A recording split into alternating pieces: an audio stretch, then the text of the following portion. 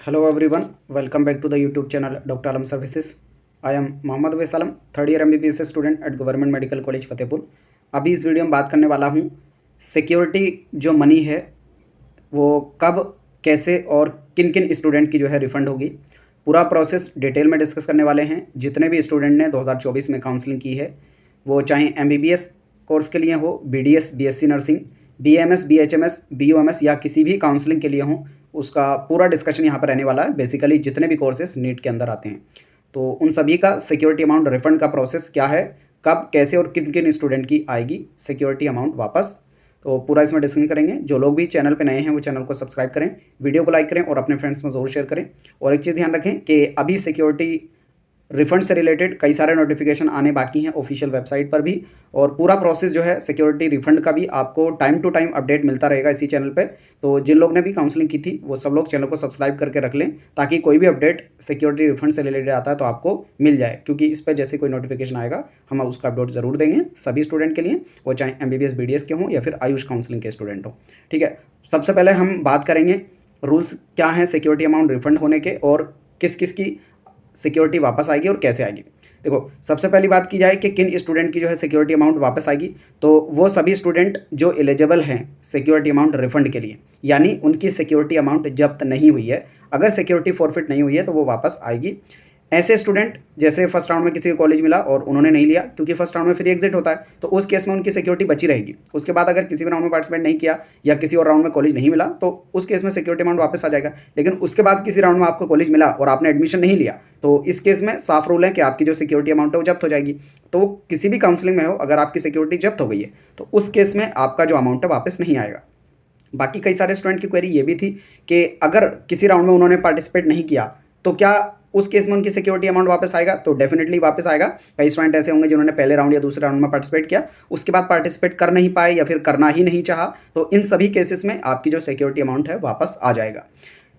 सिर्फ उसी केस में वापस नहीं आएगा अगर आपकी सिक्योरिटी अमाउंट जब्त हो गई होगी। अब ये जो सिक्योरिटी अमाउंट फॉरफिट या जब्त होने का जो रूल है वो हर एक काउंसलिंग का अलग अलग है। ऑल इंडिया MCC काउंसलिंग का अलग है, हर एक स्टेट की काउंसलिंग का अलग है, आयुष काउंसलिंग का अलग है और आयुष स्टेट काउंसलिंग का अलग है। तो वो स्पेसिफिकली एक एक करके बताना मुश्किल है, लेकिन अगर आप एलिजिबल हैं तो आपका सिक्योरिटी अमाउंट वापस आएगा। फिर दूसरा तरीका कि आपको कैसे पता चलेगा कि आप एलिजिबल हैं या नहीं, तो ऐसे सभी कैंडिडेट की लिस्ट जो भी सिक्योरिटी अमाउंट रिफंड के लिए एलिजिबल होते हैं वो ऑफिशियल वेबसाइट पे आती है। फॉर एग्जांपल, किसी ने all India quota MBBS BDS या BSc नर्सिंग काउंसलिंग के लिए पार्टिसिपेट किया है, तो उन सभी कैंडिडेट की लिस्ट जो है MCC के ऑफिशियल पोर्टल पे आएगी। कब तक आएगी, तो ये 15 दिसंबर तक आएगी। मैं डेट्स के अकॉर्डिंग अभी आपको दिखाऊंगा, जो रूल्स हैं उसके अकॉर्डिंग। ठीक है, ऑफिशियल वेबसाइट पर आएगी। जैसे ही इसका कोई भी नोटिफिकेशन आएगा आपको जो है हम वीडियो बना के बता देंगे।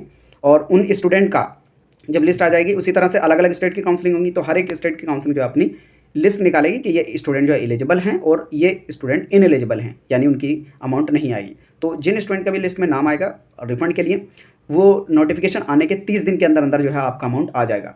तो जो एक्चुअल रूल हैं आप काउंसलिंग के देखेंगे, तो जो लास्ट राउंड होता है काउंसलिंग का खत्म होने के बाद, यानी उसके 45 दिन के अंदर अंदर 45 डेज़ के अंदर अंदर जो है आपका सिक्योरिटी अमाउंट आ जाएगा, जिसमें पहले 15 दिन के अंदर अंदर लिस्ट आ जाएगी कि किन किन स्टूडेंट की वापस आनी है। अगले 30 दिन के अंदर अंदर जो है अमाउंट वापस आ जाएगा। अब ये पहली लिस्ट आती है। उसके बाद जो कुछ स्टूडेंट ऐसे होंगे जिनका पेमेंट फेल हो गया, या उन्होंने अगर सही तरीके से पेमेंट नहीं किया था, कई सारे ऐसे होंगे जो क्रेडिट कार्ड से किया, तो उस केस में जो है आपको दोबारा से अपनी बैंक की इन्फॉर्मेशन देने की जरूरत पड़ सकती है, तो उस केस में टाइम भी लग जाता है। लेकिन नॉर्मली 45 दिन का इनका ऑफिशियल टाइम है कि 45 दिन में जो है आपका सिक्योरिटी अमाउंट वापस कर दिया जाएगा। ये हर एक काउंसलिंग का ये रूल है, लेकिन मोस्टली उससे ज़्यादा टाइम ही लग सकता है। आप मान के चलें कि 2 महीना मिनिमम लगेगा। तो जैसे ज़्यादातर काउंसलिंग जो है वो अभी 30 नवंबर तक खत्म हो गई है। जैसे MCC की बात की जाए या फिर स्टेट की बात की जाए, तो कुछ जगहों पे अभी 5 को जो है खत्म हुई है, कुछ जगहों पे 10 तक भी हो सकता है चल जाए। तो ये हर एक काउंसलिंग का जो लास्ट राउंड चला था उसके अकॉर्डिंग डिपेंड करेगा। जब भी काउंसलिंग का लास्ट राउंड हुआ है जिस स्टेट की, उसके 2 महीने के अंदर अंदर आप मान के चल सकते हैं कि आपकी जो सिक्योरिटी अमाउंट है वापस आ जाएगा। अभी मैं इसके थोड़े रूल्स एंड रेगुलेशन दिखा देता हूँ सिक्योरिटी रिफंड से रिलेटेड क्या हैं अलग अलग काउंसलिंग्स के। तो यहाँ पर जो है मैंने ऑफिशियल नोटिफिकेशन डाउनलोड कर लिया है MCC के पोर्टल से, जिसमें साफ साफ लिखा हुआ है जो सिक्योरिटी अमाउंट रिफंड होने का रूल्स हैं। इसमें बोला गया है कि जब लास्ट राउंड होगा काउंसलिंग का, तो उसके बाद जो है एक ऑफिशियल पोर्टल पर, यानी www.mcc.nic.in, इस पोर्टल पर लिस्ट आएगी 15 दिन के अंदर अंदर। लास्ट राउंड खत्म होने के 15 दिन के अंदर अंदर नोटिफिकेशन आएगा कि किन किन स्टूडेंट को जो है रिफंड होना है। फिर उस लिस्ट के आने के 30 दिन के अंदर अंदर यानी 1 महीने के अंदर अंदर जो पैसा है वापस आ जाएगा। दूसरी बात कि किस अकाउंट में पैसा वापस आएगा, तो जिस भी अकाउंट से आपने पैसा कटाया था उसी सेम अकाउंट में आएगा। तो वो सभी स्टूडेंट जिन्होंने किसी कैफ़े वाले से कराया था सिक्योरिटी अमाउंट पे या फिर किसी रिलेटिव से कराया था, तो ऐसे सभी कैंडिडेट जो है इस बात का ध्यान दें कि जिस भी अकाउंट से पैसा कटा था उसी में वापस आएगा। अगर किसी दूसरे से कराया था तो उसी में जाएगा, अपने से कराया था तो अपने में आएगा। जैसे यहाँ पर इन्होंने एग्जांपल के तौर पे दिया है, किसी ने अगर डेबिट कार्ड से कराया तो जिस कार्ड से कराया उसी कार्ड में वापस जाएगा। किसी बैंक से कराया है, यूपीआई आईडी से कराया या किसी भी प्लेटफॉर्म से कराया तो जिस प्लेटफॉर्म से कराया उसी माध्यम से सेम बैंक अकाउंट में आपका जो है पैसा जाएगा।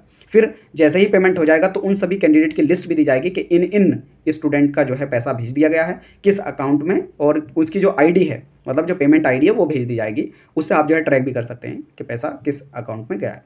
ऑब्वियसली जिस अकाउंट से आपने कटवाया होगा उसी अकाउंट में जाएगा। दूसरी चीज़ इन्होंने बोली है कि जब तक आपका सिक्योरिटी अमाउंट वापस नहीं आता तब तक जिस अकाउंट से आपने पैसा कटवाया था उसको एक्टिव रखें। अगर एक्टिव नहीं रख पाए किसी भी वजह से तो पैसा जो है नहीं आ पाएगा और उस केस में आपको लीगल फॉर्मेलिटीज़ करने में टाइम लग सकता है, यानी दोबारा से आपको रिक्वेस्ट भेजनी पड़ेगी जो इनकी कस्टोडियन है कि हमारा पैसा नहीं आया। उस केस में आपको दोबारा दूसरे अकाउंट को भेजना पड़ेगा। तो यहाँ पर जो है लंबा प्रोसेस चल सकता है ऐसे केसेस के अंदर। ठीक है, नॉर्मली अगर आपने सही बैंक अकाउंट से किया और उसी को चालू रखा 2 महीने तक तो जो है उसी सेम अकाउंट में वापस आ जाएगा। ठीक है, फिर अगली चीज़ आती है कि क्या हम अनरिलेटेड बैंक से या कार्ड से कर सकते हैं, तो नहीं, जिस भी बैंक या कार्ड से किया गया है उसी सिम के अंदर जो है पैसा वापस आएगा।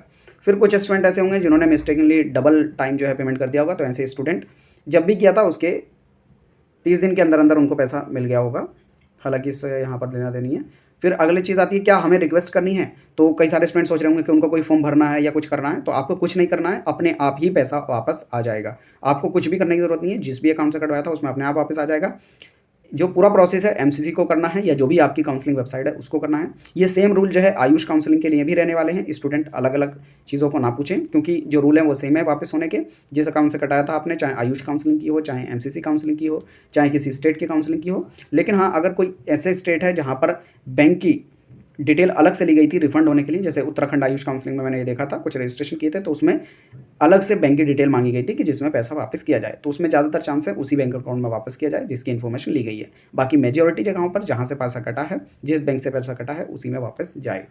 ठीक है, तो अभी अगर आप देखेंगे तो कोई भी नोटिफिकेशन ऑफिशियल वेबसाइट पे नहीं आया है। अगर आपको कोई भी इनसे रिलेटेड क्वेरी होती है तो इन्होंने अपनी फाइनेंशियल कस्टोडियन का जो है नंबर दे दिया है, तो यहाँ से आप जो है कॉन्टैक्ट कर सकते हैं एमसीसी काउंसलिंग के लिए।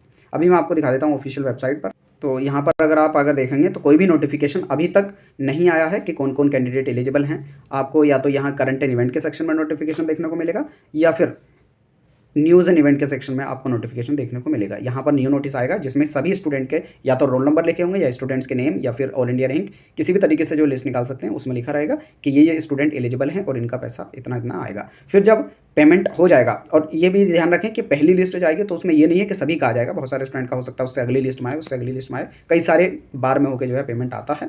तो उसके लिए जैसे ही कोई भी अपडेट आएगा किसी भी काउंसलिंग रिलेटेड या सिक्योरिटी रिफंड रिलेटेड, आपको इसी चैनल पर अपडेट मिल जाएगा। सब लोग चैनल के साथ जुड़े रहें, चैनल को सब्सक्राइब करें। इस वीडियो को जितने भी स्टूडेंट ने काउंसलिंग की थी उन सभी के पास जरूर भेजें। मिलते हैं नेक्स्ट वीडियो में, तब तक के लिए थैंक यू।